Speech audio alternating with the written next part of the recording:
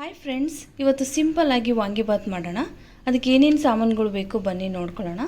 ನಾನು ಫಸ್ಟಿಗೆ ಬದನೆಕಾಯಿ ತೊಗೊಂಡಿದ್ದೀನಿ, ಉದ್ದುದಾಗಿ ಹೆಚ್ಚಿ ನೀರಲ್ಲಿ ಹಾಕಿಟ್ಟಿದ್ದೀನಿ, ಯಾಕಂದರೆ ಕಪ್ಪಾಗುತ್ತೆ ಅಂದ್ಬಿಟ್ಟು. ನೀವು ಬಿಳಿ ಬದನೆಕಾಯಿ ಕೂಡ ಬಳಸ್ಬೋದು.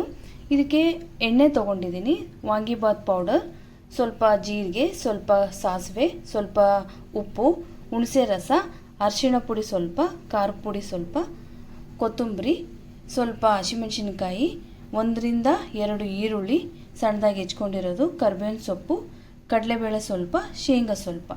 ಬನ್ನಿ ಸ್ಟಾರ್ಟ್ ಮಾಡೋಣ. ನೋಡಿ, ಆಯಿಲ್ ಹಾಕ್ಕೊಳ್ಳೋಣ. ಈಗ ಸ್ವಲ್ಪ ಆಯಿಲ್ ಸೇರಿಸ್ಕೊಂಡಿದ್ದೀನಿ. ನೋಡಿ, ಸ್ವಲ್ಪ ಸಾಸಿವೆ ಸೇರಿಸ್ಕೊಳ್ಳೋಣ.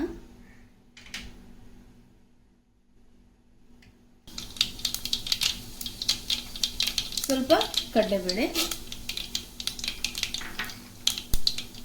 ಸ್ವಲ್ಪನೇ ಶೇಂಗಾ. ಚೆನ್ನಾಗಿ ಫ್ರೈ ಮಾಡ್ಕೊಳ್ಳಿ.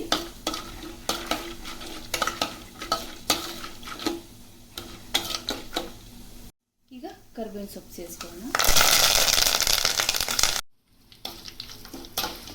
ಇದು ಚೆನ್ನಾಗಿ ಫ್ರೈ ಮಾಡ್ಕೊಳ್ಳಿ. ಸ್ವಲ್ಪ ಶೇಂಗಾ ಕಡಲೆಬೇಳೆ ಸ್ವಲ್ಪ ಫ್ರೈ ಆಗಬೇಕು ಚೆನ್ನಾಗಿ.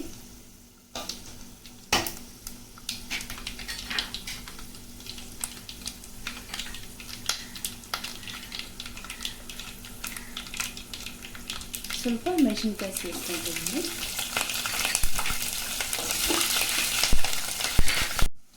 ಸ್ವಲ್ಪ ಒಣಮೆಣಸಿನ್ಕಾಯಿ ಕೂಡ ಸೇರಿಸ್ಕೊತಾ ಇದ್ದೀನಿ. ಹಾಗೆ ಅದ್ರ ಜೊತೆಗೆ ಈರುಳ್ಳಿ ಕೂಡ ಸೇರಿಸ್ತೀನಿ. ಇದೆಲ್ಲ ಚೆನ್ನಾಗಿ ಫ್ರೈ ಮಾಡ್ಕೋಬೇಕು.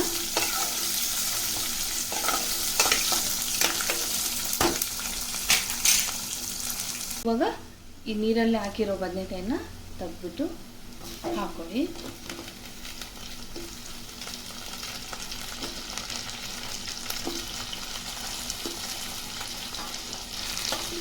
ವಾಂಗಿಬಾತ್ ಆಗಿರೋದ್ರಿಂದ ಬದನೆಕಾಯಿ ಸ್ವಲ್ಪ ಜಾಸ್ತಿನೇ ಇರಲಿ. ಚೆನ್ನಾಗಿ ಫ್ರೈ ಆಗ್ಬಿಟ್ಟು ಇವಾಗ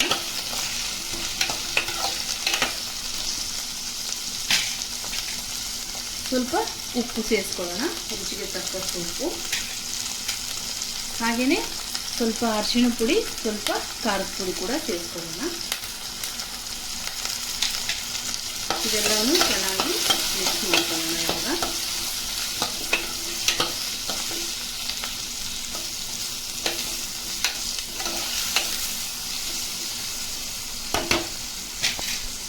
ತುಂಬ ಬೇಗ ಆಗೋಗುತ್ತೆ. ಇದು ಮಕ್ಕಳಿಗೆ ಮಾಡಿಕೊಡಿ, ಲಂಚ್ ಬಾಕ್ಸಿಗೆ ಕೂಡ ರೆಡಿ ಆಗುತ್ತೆ. ಆಫೀಸಿಗೆ ಹೋಗೋ ಎಲ್ಲರಿಗೂ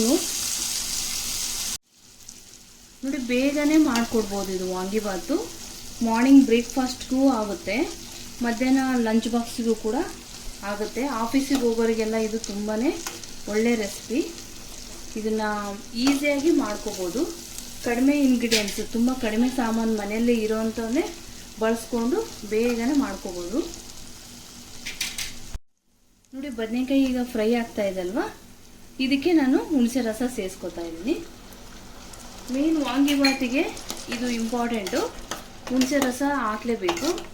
ಆವಾಗಲೇ ನಿಮಗೆ ವಾಂಗಿಬಾತ್ ಟೇಸ್ಟ್ ಬರುತ್ತೆ. ಈ ಹುಣಸೆ ರಸ ಮತ್ತು ವಾಂಗಿಬಾತ್ ಪೌಡರ್ ಇದು ಇಂಪಾರ್ಟೆಂಟ್. ಬದನೆಕಾಯಿ ಈ 3 ಸೇರಿಸ್ಕೊಂಡ್ರೆ ನಿಮಗೆ ವಾಂಗಿಬಾತ್ ರೆಡಿ ಅಂತಲೇ ಅರ್ಥ. ಸೊ ಇದು ಚೆನ್ನಾಗಿ ಹಸಿ ವಾಸನೆ ಹೋಗೋವರೆಗೂ ಸ್ವಲ್ಪ ಹುಣಸೆ ರಸ ಮತ್ತು ಬದನೆಕಾಯಿ ಫ್ರೈ ಮಾಡ್ಕೋಬೇಕು. ಈಗ ವಾಂಗಿಬಾತ್ ಪೌಡರ್ ಹಾಕೋಬೇಕು. ನಾನು MTR ವಾಂಗಿಬಾತ್ ಪೌಡರ್ ತೊಗೊಂಡಿದ್ದೀನಿ.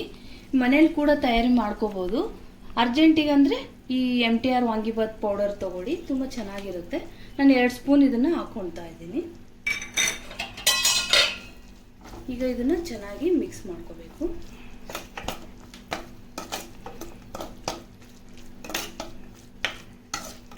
ಮಿಕ್ಸ್ ಮಾಡ್ಕೊಂಡು 1 ಮಿನಿಟ್ ಇದು ಸ್ವಲ್ಪ ಫ್ರೈ ಆಗಬೇಕು. ನೋಡಿ, ಈಗ ರೈಸ್ ಹಾಕೋಬೇಕು. ಇದು ರೈಸ್ನ ಇದರಲ್ಲಿ ಮಿಕ್ಸ್ ಮಾಡಿಕೊಂಡು ಚೆನ್ನಾಗಿ ಕಲಿಸ್ಕೊಳ್ಳಿ.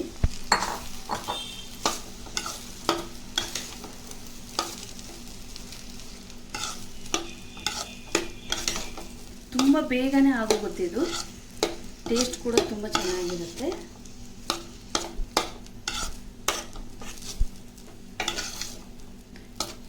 ಯಾರು ಬದನೆಕಾಯಿ ಇಷ್ಟಪಡಲ್ಲ ಅವ್ರಿಗೆ ಇದು ಒಂದು ವಾಂಗಿಬಾತ್ ಮಾಡಿಕೊಡಿ, ತುಂಬಾ ಇಷ್ಟಪಟ್ಟು ತಿಂತಾರೆ.